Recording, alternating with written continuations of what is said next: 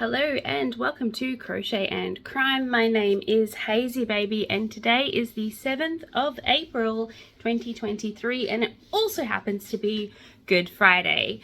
So if you are that way inclined, I wish you a Good Friday and hope that you have an amazing day.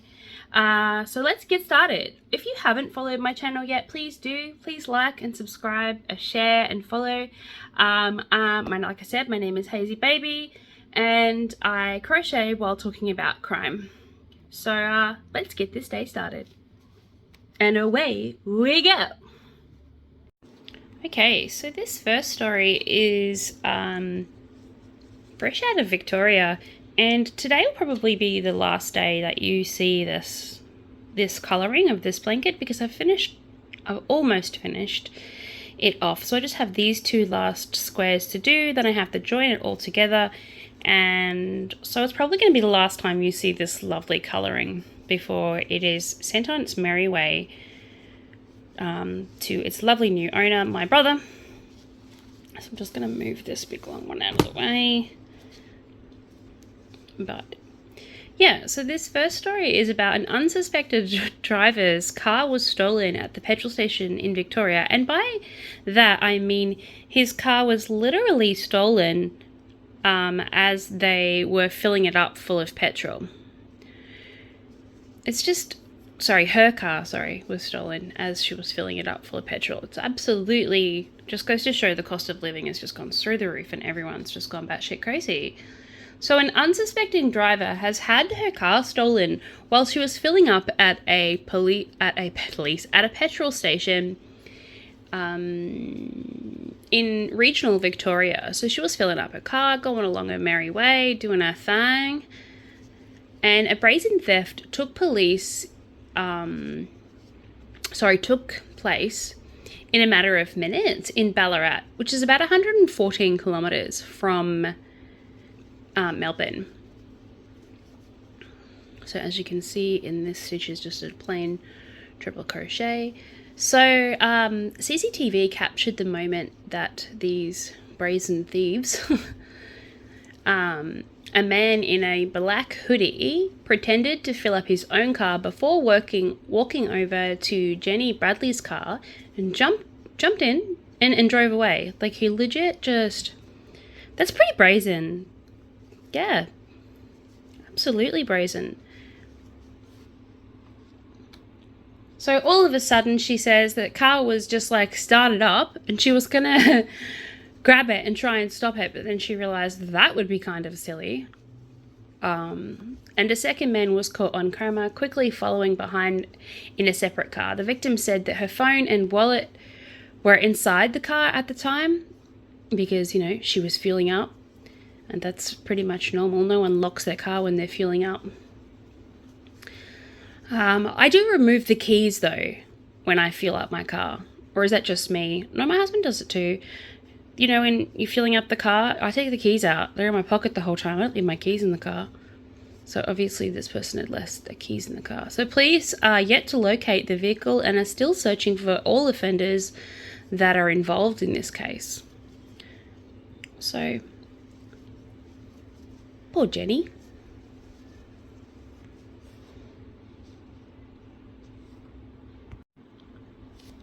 So this next story is sadly an update from yesterday's story on the 6th of April 2023. Yesterday I was talking about a mother who was allegedly stabbed to death in Melbourne by what they thought was a young boy, because her son was still in the house and he was uninjured. And I speculated yesterday, well, I hoped yesterday that he had nothing to do with it. But unfortunately, my speculations of him being the perpetrator were correct, and it seems that he did have something to do with the horrible killing of his mother. So a 15-year-old boy is in custody, suspected of murdering his mother with a friend at an inner Melbourne home last night. So the boy and his 14-year-old friend were arrested in Lurmouth, about 135 kilometres from where a woman was found with stab wounds in Abbotsford last night. The 41-year-old woman later died in hospital. So I did know that she had died, I did know that she was stabbed, and I did say that I speculated her son had something to do with it, because I thought it was just a little bit suspicious that he didn't at least have defensive wounds from trying to stop whoever was hurting his mother.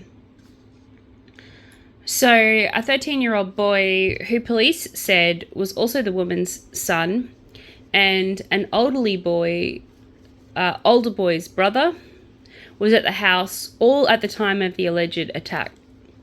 So luckily the younger brother wasn't injured and is speaking to police. The two arrested teens were seen in a car in St Kilda Junction at 11:20 p.m.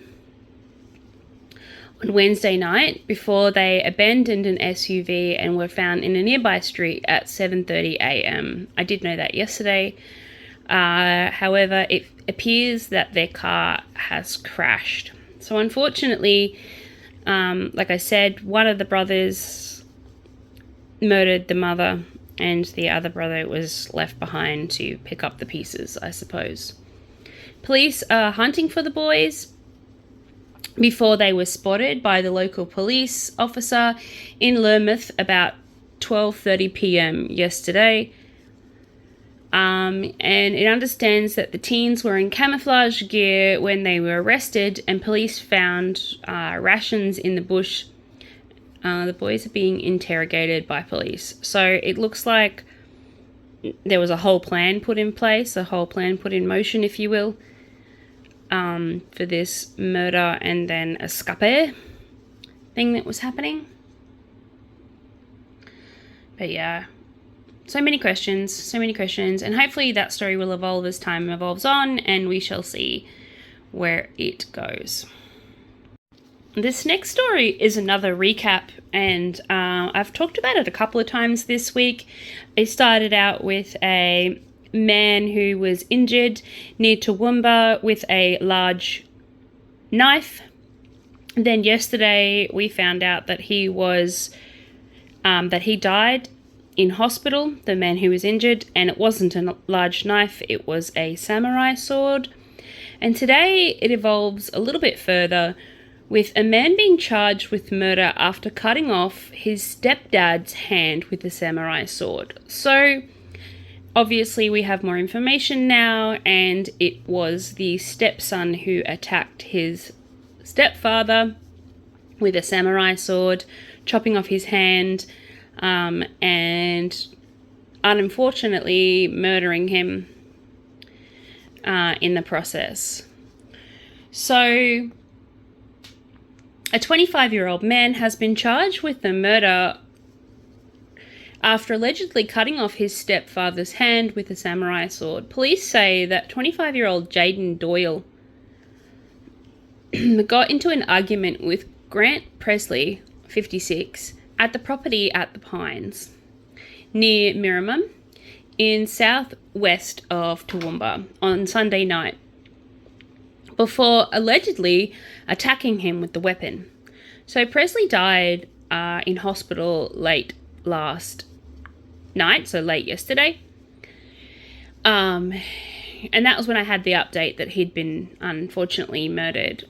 So Doyle, from Dubbo, has been staying at his mother's house in Mirriman for several days before his mother's partner sustained critical injuries, I suppose they weren't crucial, they were critical, he died, when a dispute allegedly broke out, police said. An unprovoked attack occurred as a result of the 25-year-old man demanding keys to the car. So he demanded the keys to his stepfather's car or his mother's car, and as a result chopped off his stepfather's hand, and then due to blood loss and whatever else, he has unfortunately lost his life. But apparently it was unprovoked, according to the mother. So the accused killer's mother has been distressed, as she would be, but insisted assisted police with their inquiries, saying that it was a sad domestic violence related incident. Absolutely devastated she is, because now, not only now has she lost her partner, but she's also going to lose her son. She's doing the best that she can after this obvious traumatic event. Doyle was arrested on Sunday at a service station on the Gore Highway in Captain's Mountains near Toowoomba after leaving his mother at home. So, yeah, he's been remanded in custody and will appear at the Toowoomba Magistrates Court later on today. So hopefully I will have more updates on that in tomorrow's podcast. But for today, that's all I have for that one. This next one comes out of Queensland, and I have noticed a theme over the last couple of days with really young children causing really violent acts, participating in really violent acts. I read one yesterday about girls who had pretty much romper stomped another girl in a horrible assault, and today's one comes out of Queensland as a 13-year-old boy has been charged over allegedly stabbing someone on a Queensland bus.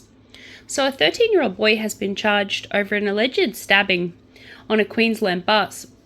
Police said a man intervened in an argument between a bus driver and two teenagers while the bus was stopped at Lakeside in Cairns City, which is actually not too far from me, 6 p.m. yesterday. The 26-year-old man then took a seat on the bus before one of the teenagers allegedly approached him and unprovokedly stabbed him in the stomach. So that's what he thought about your opinion, buddy. Oh, that is so sad. The teenagers fled the scene, of course, because they just stabbed someone. Of course they're going to flee the scene, but were tracked down by Cairns Dog Squad to an address in Parramatta Park, where they were arrested a short time later. The 26-year-old man was then taken to Cairns Hospital for treatment of the minor laceration before he was released. Thankfully, they didn't get a good swing in. A 13-year-old boy from Bentley Park has now been charged with one count of both wounding and common assault. So sad that we have something called common assault at all. He was refused bail and has been scheduled to appear at Cairns Children Court later on this month. Hopefully we'll have more updates on that. So like I said, again, so much violence happening. And his parents must be absolutely devastated that their child has caused such a violent act, and will no doubt be in prison over Easter, or in remand, over Easter, which is absolutely devastating. I have a 13-year-old son. I would just be so beside myself if he was even violent, let alone stab someone. But he's a lover, not a fighter. It's so sad. Kind of life if that's poor boy led that's, his first go-to. Well, the fact that he was carrying around a knife to start with should be an indication of the kind of life he's living currently. Alrighty, moving along to another update for the day. Lots of updates today. We have a pair who was charged with the murder of missing identified dad who was concealed in a bunker. So over the last couple of days, and I'll just give you a brief recap if you haven't actually watched my other videos, I've been talking about a dad who firstly went missing for 6 weeks, and then they found a body on a piece of property near where he had been camping. They weren't able to identify that body because that body was severely decomposed and, just extremely wet from the water that was in this bunker, in this pretty much cavern. But yesterday they identified the body as the missing dad, Stephen, and now I have a brand new update as of last night. So 2 people have been charged. I'm just going to flip this around. 2 people have been charged obviously with murder. So 2 men have been charged with murder of a father of 2 after his body was found in a bunker in South Australia. So murder charges were laid against the 19-year-old and a 46-year-old today, with the latter also facing an offence for concealing human remains. So Stephen Murphy's body was found in a pit under a shed in St Kilda. Sorry, not St Kilda, in... I don't know how to say that place, north of Adelaide on the Tuesday, with significant excavation of the pit that he was in. So, like I said, old Bud was in a pit of water, and now 2 people have been charged with the murder. So the 38-year-old has been missing for, like I said, about 6 weeks, and he was last seen camping in a swag in the area. Apparently, police allegedly found a lot of cannabis plants, a rifle, and ammunition on the property, along with this man's body. So, if I had to speculate, which obviously I don't have to speculate, but if I had to speculate, I would say that poor old buddy boy here was just camping in the wrong place at the wrong time.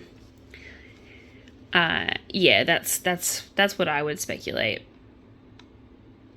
So the 46-year-old who owned the property in which they found Mr. Stevens' body has been charged with drug and firearm offences. So both men have been refused bail and are on remand in Adelaide, and we'll hopefully have a court case later on. So I should be able to provide you guys with updates. Like I said, lots of updates happening today.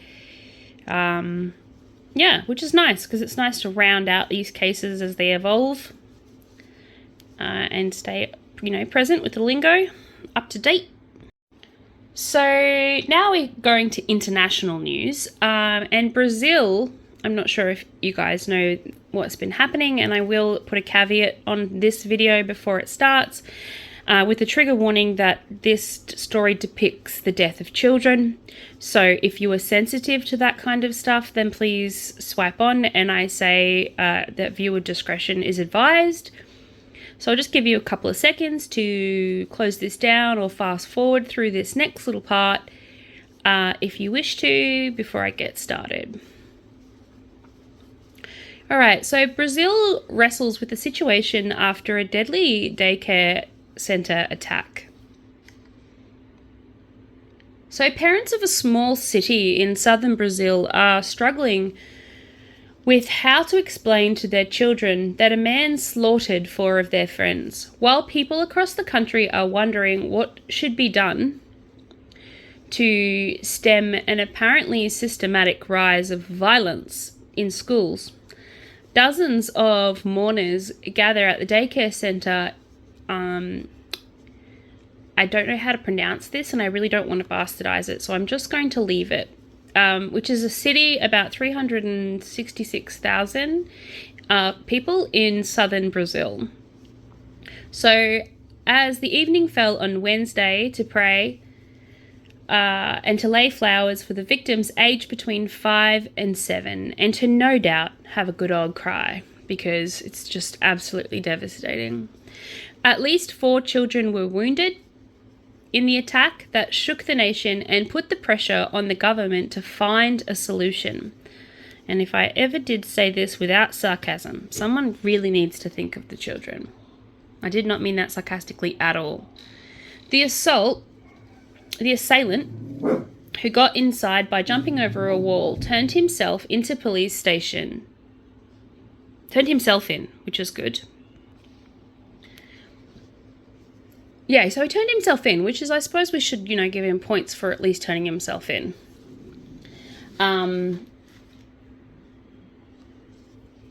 Yeah, I don't know. It's hard to empathise with him. He did not appear to have any connections with the centre, which officers of the it just brings me so many questions as to why he would even be in the vicinity of a place that offers nursery services, preschool education, and after-school activities. If he had it's not a place that you would hang out unless you had children. So Carlos Crotose and other parents arrived to collect their children's backpacks left behind at the center during the Wednesday morning's mayhem. My daughter thinks that a thief came in and ran away without harming anyone, Cortez said, while holding his 6-year-old's mini-me bag. She knew the kids who died, and we still have to figure out a way to tell her. For now, she's going to be afraid of going to the bathroom by herself because she thinks that's where the thief will be. So Francine said that one of the girls killed was friends of her 7-year-old son, Gabriel. And Gabriel just doesn't understand what's going on, she said. Obviously, I mean, death is one of those things that children find really difficult to comprehend, let alone just so quickly. I sat down and told him that he will no longer be able to see one of his little friends, which is absolutely devastating. The mother of the 5-year-old girl at the center said that she was working with a colleague on this when she saw it on the news. She called her husband, Gastov, who rushed to the school and later learned that his daughter had survived. Thank goodness for that. The moment I saw her, I had a huge sigh of relief, he told the Associated Press outside of the center. But we do feel sorry for everything that has happened with all the other children who wound up dying. It's absolutely sad. They have no cruelty. They're kids. They're innocent. And yet they had to die for what? Is what one of the dads had said. They're 5-year-olds. What did a 5-year-old do to this person? The state's civil police chief, Ulysses Gabriel, confirmed that the attacker was a 25-year-old man from neighboring Paranara State. I don't know. Terrible with names. He will be charged with the murder and attempted murder of several other children. Police believe the attack was an isolated act and not related to any other kind of crimes, Gabriel said. Images broadcasted on a network showed weeping parents outside the private daycare center. Obviously, they would be crying outside the daycare center. It's absolutely devastating. And anyone in the community would be just devastated. So, images were broadcasted on the networks, like I said, showing them weeping and being really sad. The attack took place on the center's playground. So, parents outside the private daycare center called the pastor who ran the center. The attack took place on the center's playground, according to local affiliates. And he showed pictures of the suspect with a closely shaved head. Police have yet to confirm his identity, and they still have no idea why he would attack children like that. I think some of those stitches might have been off screen, and I apologize. I am actually, when I say I crochet and talk about crime, I literally crochet while talking about crime, so sometimes I'm not looking at the camera, so I apologize if it was a little bit off screen there. Yeah, so the mayor and everyone is rallying around these families, and authorities said that any reports of other attacks or threats associated against schools in the religion is false. Obviously, they're trying to stop propaganda, and they're trying to stop that sort of, hyping up of the community and causing more trauma and fear to others because they've caught this man now. So really there's no need to be fearful of it. So the student associations told the Brazilian court that he was directing 44 million or 150 million reais from the National Public Security Fund to shore up the safety of schools.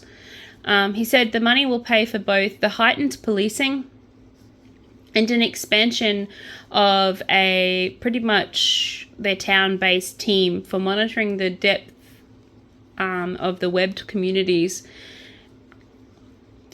and the places on the internet where hate speech and violence have been glorified. So they actually think that it's a combination, I'd say by by reading this, they think it's a combination of cybercrime mixed with political agenda. So, but like I said, we don't know the motivations of this guy yet. We don't even know his name, really.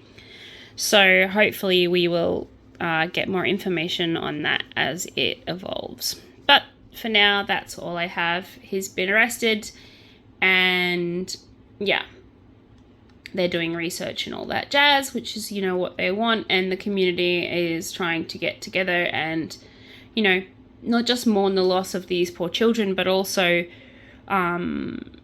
change their laws and change the way that they do things so that it doesn't happen again, which is important. If we don't learn from events like this, then we're doomed to repeat them. I mean, we had one mass shooting here in Australia, and we were like, nope, that's one too many. New Zealand didn't even have a mass shooting, I don't think, and they were like, nope, that's one too many. And so it's easy for me to say as an Australian that we should enforce gun laws in other countries, or we should, you know, all of that jazz. But yeah, it's just really important. I don't even know if this was a gun thing. I think it was most just violence. But yeah, it's absolutely devastating. I'm absolutely devastated, as is so many other people. Okay, so moving on.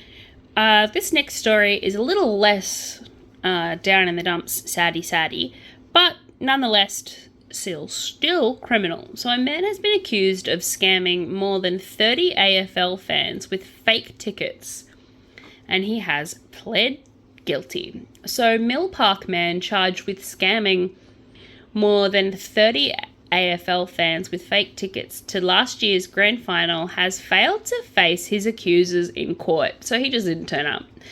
James Bambino's alleged victims have told Nine News that they didn't realise they'd been ripped off until hours before the game. So they was probably just getting themselves ready, getting super duper excited about, you know, gonna go watch an AFL grand final. Yeah, so Shiona Williams said that she'd sent the Bambino almost $1,000 for the tickets to the grand final for her husband and his elderly mother, Carol. No, not Carol. Poor Carol. Didn't get to go. When Bambino claimed he'd never received the money, a family friend, Peter Knight, stepped in and also transferred cash. My friend needed to be at the grand final breakfast by 9 a.m. and it was 8:30 a.m. and I still hadn't heard anything, Knight said. The tickets never arrived. Geelong supporter Matt Brown and his friend Riley did successfully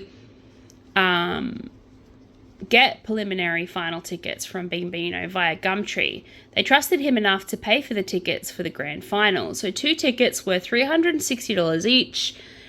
And he didn't send them the tickets. So I'd say that he legitimately sold tickets in the past, and that worked.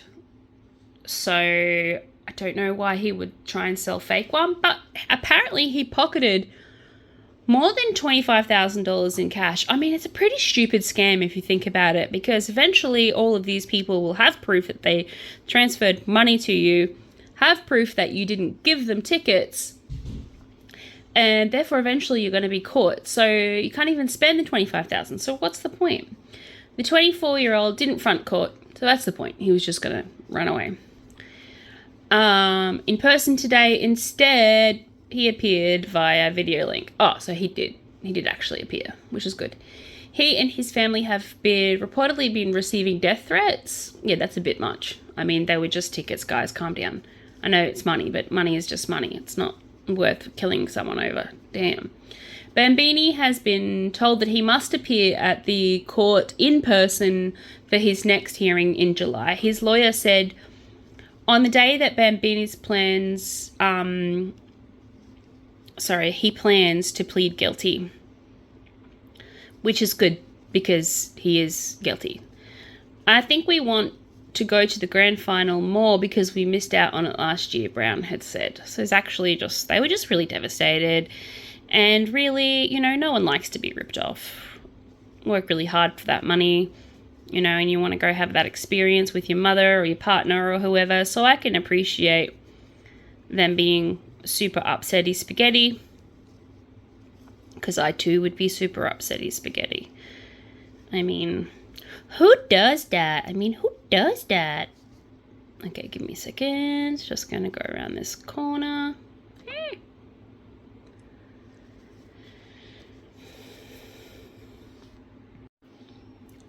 Okay, this next story is another sad one, as is most crime, to be honest. But police shoot a man dead in Newcastle after he stabbed an officer in the chest. So, yeah. Cool. Sweet. Cool. So a man's been shot dead by police in Newcastle after allegedly stabbing an officer in the chest. So police were called to a home in Wickham in the Harbourside City CBD to investigate a theft when they were threatened by a man armed with a knife. The man allegedly stabbed one constable in the chest, and the second constable suffered injuries to her hands. So, apparently they shot him.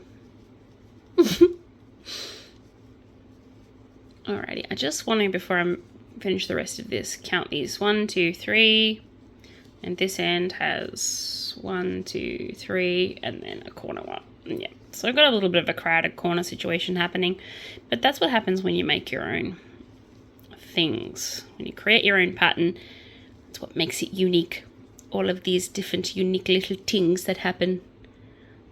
Alrighty, so the alleged knife man was shot and died at the scene. Hopefully the officers were wearing body cams, unlike yesterday's case when they were not wearing body cams.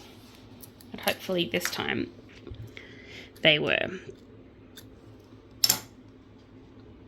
The officers have been taken to John Hunter Hospital in serious but stable conditions. A critical incident team is now investigating. Like I said, hopefully they had body cams so they can prove that nothing untoward happened and that their shooting was justified. Yes, I know that those police officers were stabbed, and yes, I know they were stabbed in the line of duty. But it is important that we pay attention to what is currently happening in our current times and make sure that we're not just, you know, shooting first and asking questions later. So that's really, really important. And I suppose we will find out if that is the case, which it doesn't sound like it is. It sounds like they tried everything they possibly could to disarm this person before shooting them. I mean, otherwise, how did the constable get, you know, marks on her hands, defensive marks on her hands? Only one way you can do that, and that's by trying to defend yourself.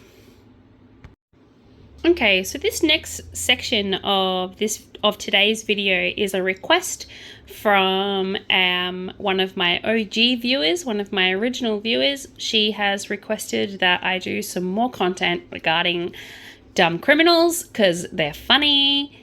And so I thought I would acquiesce to this request, which means yes, and tell her about 5 of Australia's top dumbest criminals. So the first one today is called Drug Dealer Stupid Selfie. So a Gold Coast man was left red-faced after officers received an anonymous tip-off that he was supplying illegal drugs. Police acted on the tip and raided the man's home, finding large quantities of marijuana inside a safe, because, you know, you've got to keep them drugs safe. The man denied knowledge of the drugs, so someone apparently broke into his home and put the drugs in there, saying that they probably belonged to someone else. You know, they just were in his safe.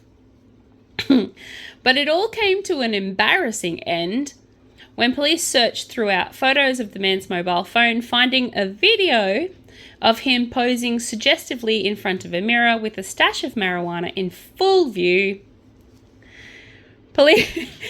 Police were left in hysterics, saying that the man produced the majority of the evidence, produced, direct and starred in and screened it. The man is now facing charges of drug supply. So supplying drugs to others. Absolutely funny. Okay, moving on. Number 2. The toilet paper thief gets trapped. So a man who tried to steal toilet paper from a Redfern chemist got more than he bargained for when he became trapped trying to break out. So police were called to a Gold Cross pharmacy at around 4:30 a.m. after noticing that a man stuck between a glass door and a metal security gate.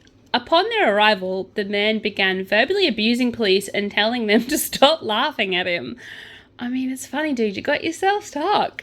The man was eventually freed from his temporary prison at around about 5 a.m. Despite being caught red-handed, the man protested his innocence, claiming that the glass door had opened by themselves and he was just trying to check it out.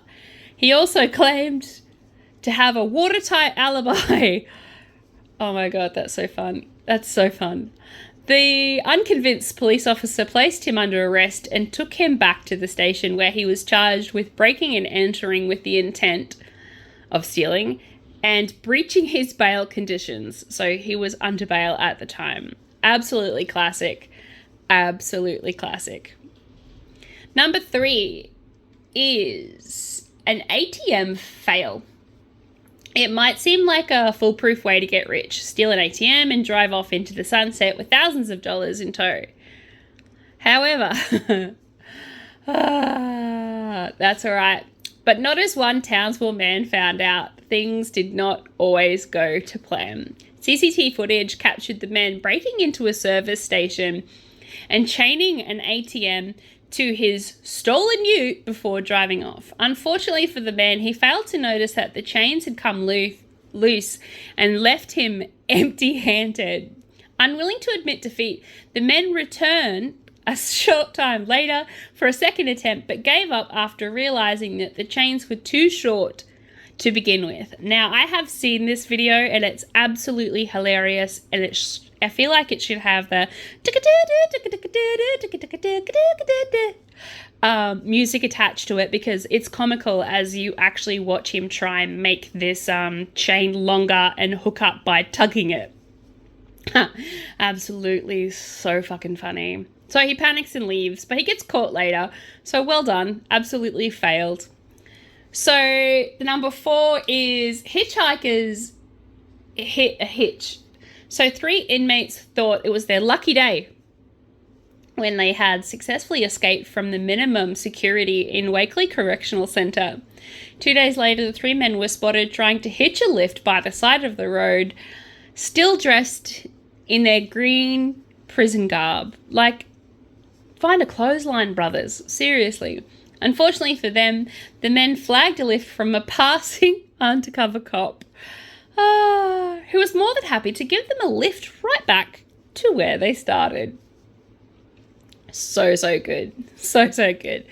That was a very short-lived escape. So now they have all of this extra time tacked to their current prison sentence. Alrighty, and number 5, just waiting for a mate. So old Bud, a young Victorian man named Clinton, rose to fame after all the wrong reasons. After being featured on Channel 7's show Highway Patrol, police were called to a car park after receiving reports of a man doing burnouts. Upon arrival, they saw a car which had obviously been involved in a collision, like it was all kinds of beeped up, with an intoxicated Clinton still at the driver's seat with cans of bourbon at his feet and at the passenger's feet.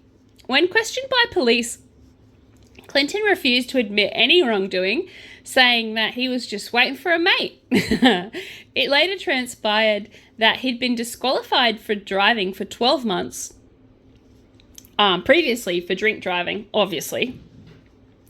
And then Clinton was charged with a drunk driving while disqualified, and he was disqualified for driving for a further 3 years, although I don't think that'll stop him, just saying. and ordered to undertake community service and pay a fine of $600. So you actually get fined more for talking on your phone than doing burnouts and drink driving. So absolutely hilarious. So funny. And I really hope you enjoyed that, my lovely follower. And if you would like to hear any stories, please leave a comment or a link to what you would like me to, investigate, and I'll happily investigate it. This has been a great deal of fun, and I hope you have a fantastic Friday wherever you are. And until tomorrow, bye! From one human to another, have a wonderful day, and I'll see you tomorrow.